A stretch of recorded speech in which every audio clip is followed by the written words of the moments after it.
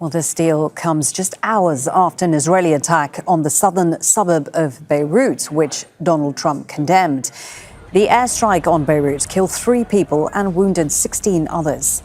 Prime Minister Benjamin Netanyahu says the military targeted Hezbollah sites in response to the group firing into northern Israel.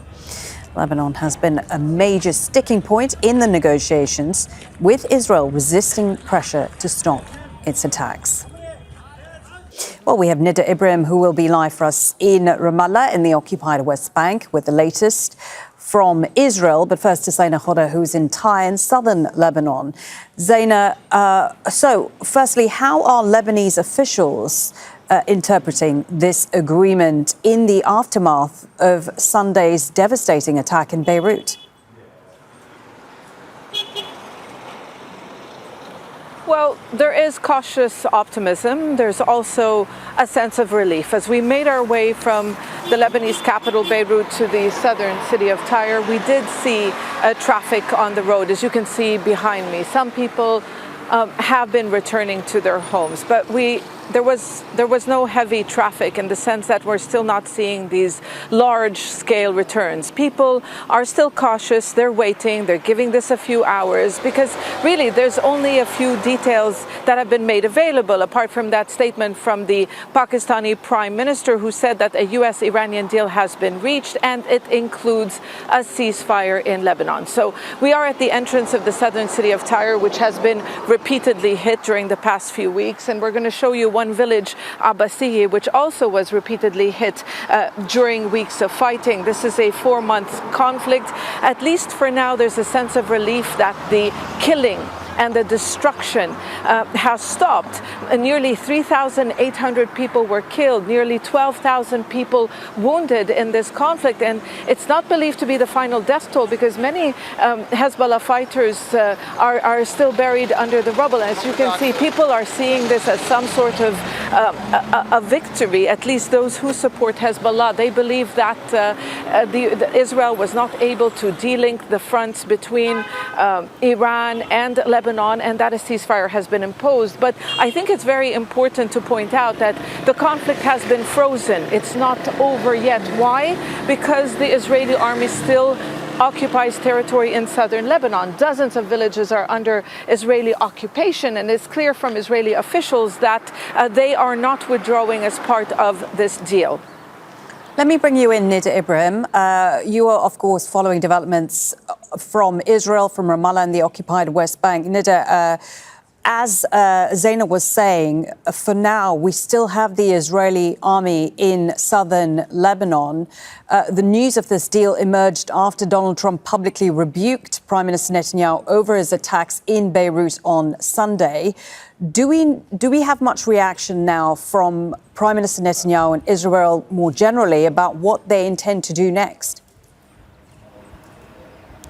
Well, Netanyahu knows better not to publicly defy President Trump, but what he has been doing in the past weeks and just by this attack yesterday, he tries to sabotage on the ground. He tries to use what he calls security needs, what he calls breaches by Hezbollah to attack Dahiyeh. This is a man who has seen ceasefires as a different way than everyone else understands ceasefire, and he continues to try and breach the ceasefire in Gaza under different excuses. It would be difficult to imagine that he would be abiding by it.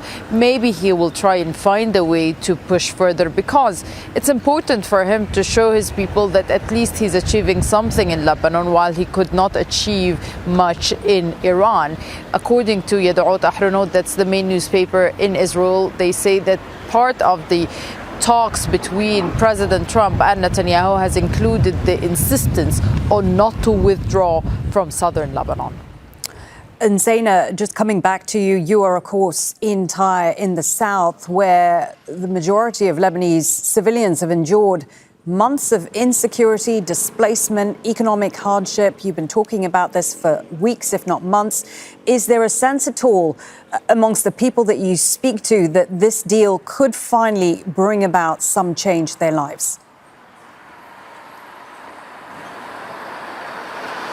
Well, Lebanon really is being seen as the test on whether or not this deal will be implemented, or whether or not it will be whether it will hold.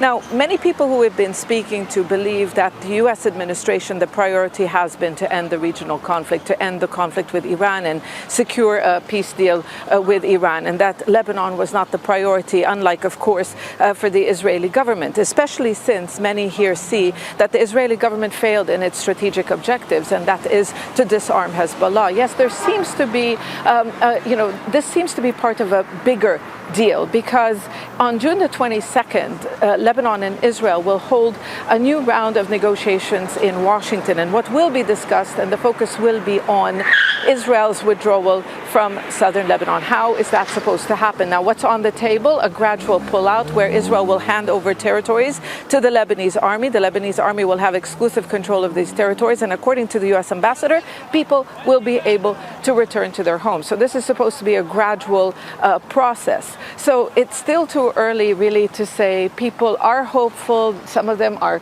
returning to their villages to check on their homes, to check whether or not their homes are still standing, because there has been massive destruction across southern Lebanon. Zaina Khoda there from Tyre in southern Lebanon. Many thanks for your reporting. Back to you, Nida, in Ramallah, in the occupied West Bank. So I wonder, how is this deal going down in Israel, particularly among right-wing voters who were expecting a much more decisive outcome in Lebanon, in Iran? Does this agreement weaken Prime Minister Netanyahu politically?